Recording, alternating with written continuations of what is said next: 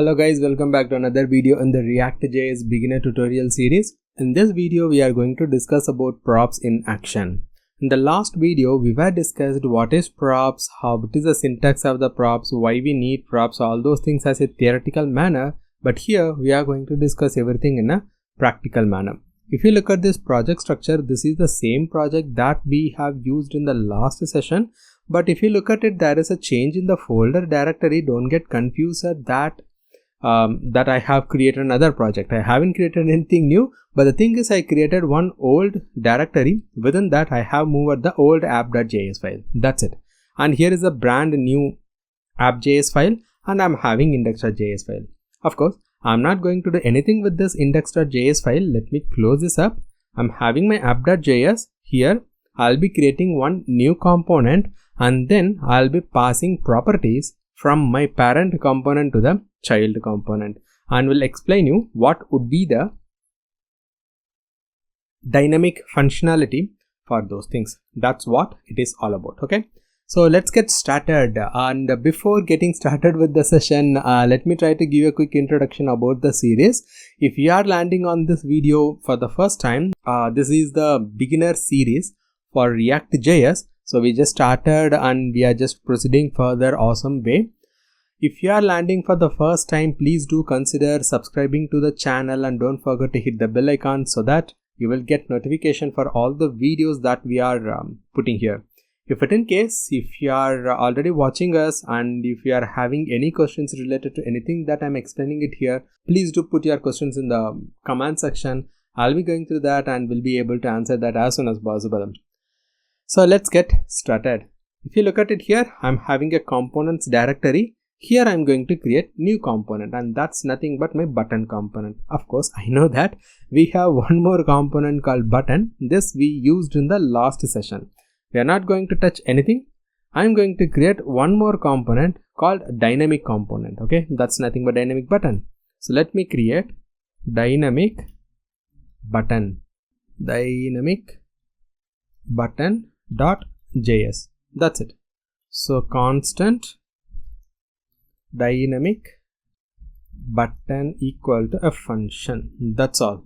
And I'm going to export default same dynamic button. That's it. My component is ready as of now. Next, what am I going to do is I wanted to accept a props. Okay, that's nothing but property. So let's have a props here. And within this body of the function, which is nothing but my component, I'm going to return an HTML button. That's all. As usual, HTML button. Okay, but what the button text is. Let's say example, if I wanted to have the same button for register, same button for reset, in that cases I'll be just passing them up here. Open close curly braces, because as I explained in the last video, this is HTML content. In this HTML content, I wanted to use JavaScript code. In that case, that expression supposed to become within this curly braces. So let's have props dot text. Okay, so whatever the text I want for this dynamic button, that's supposed to become as a props. So let's have it, and within this app component, let's have one more thing called dynamic button. This dynamic button supposed to be get inherited, supposed to be get imported. I will do that now. Import dynamic button. That's it.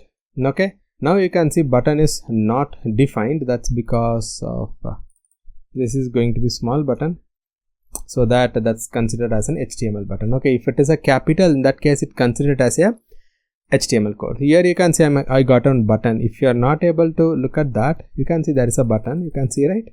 It doesn't have any text. That's why it has empty content. So let's try to add some text. Here, after the component name, as you can see it here, I'm accepting a property. That name is text. The property name is text. So let's have dynamic button text. The property name is supposed to be same. Then only it works as expected. Here I can pass it as register. Okay, let me get back to the content. Here you can see there is a register button, right? if I duplicate the line and I wanted to change this to login, in that case I'll be having same component twice but with a two different text. The same way, if you wanted to change the design also, you can do it. This is how we have to use the component that's dynamically. And of course, if you wanted to change the design of the button, the login should have something different, register should have something different. In that cases also you can able to follow up the same. What am I going to do is, I'm going to pass one more property called type. Okay, type means that what type of the button it is. Okay, I could say button type is submit, and here I could say it could be a btn type or something like that. Okay, that depends upon how you want it to be without having any confusion with the inbuilt or default properties. So here I would say login, so I would say that it has a reset button. Okay, I will change the text as well so that you won't get confused with the button type. So this is done. Now let's copy this button type, go to the dynamic button, and here I can have type, okay, curly braces, prop dot button text. This is how it's supposed to be. You can see I didn't have any change in the UI. Let me go to inspect. Let me bring it to the bottom. I don't want this design. Okay. Let me inspect register button, and you can see type is submit, type is reset. This is how we can pass whatever the property that we required for the client component.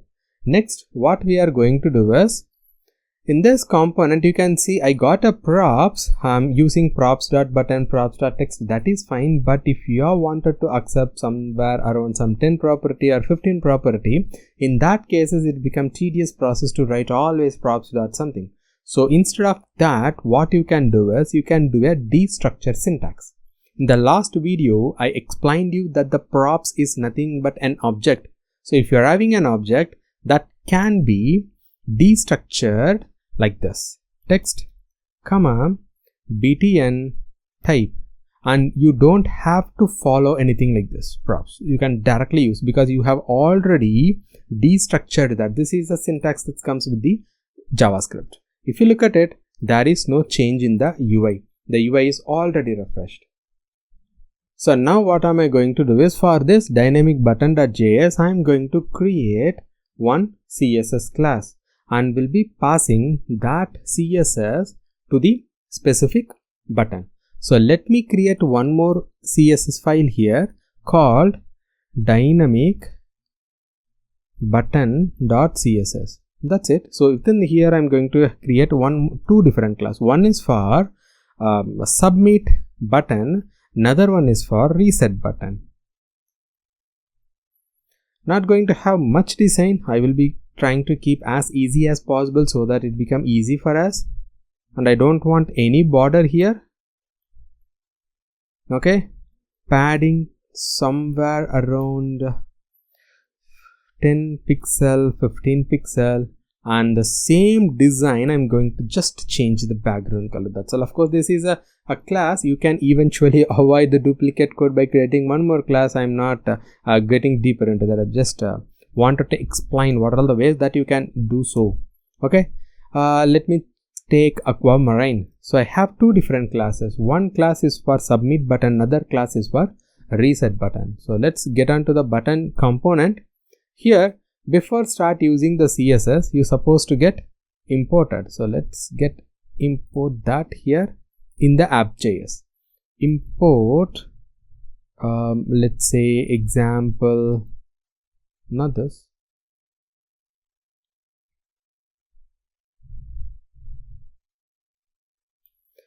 Component dynamic button.css, dynamic button.css, because this is a CSS file, you're supposed to import that as a file. So once the file is imported, you can able to access those CSS. So let me pass class, okay, as the name that coming from the CSS file. Where is it? It's a submit. Since it's a submit button, I'm passing submit. Let me copy the same here and paste it. Here I'll be passing reset. Right? This is done. Let's get back to the button component. Here I'm supposed to get the class name, right? So class, you should not use class here in the React. Instead you have to use class name, and the value for the class name is actually coming from parent component with the property class, and am I using that same here, right? This is how it's supposed to be. If you look at it here, right, chances are that this class is considered as a JavaScript keyword, that chances are that you will be getting some error. So let me change those things. So btn class, okay, that would be better.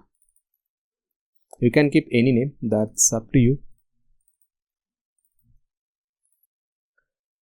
Okay, now you can see there is a difference in the button. If I actually inspect this, you could able to see that the class name is applied, and these are all same component, but it has a different design in it. So that is the use of props. So this is how we'll be using the props. Keep in mind, I'm just passing all those props as a single element here, and here I'm just separating it. But in the real world, we'll be passing everything as an object as well.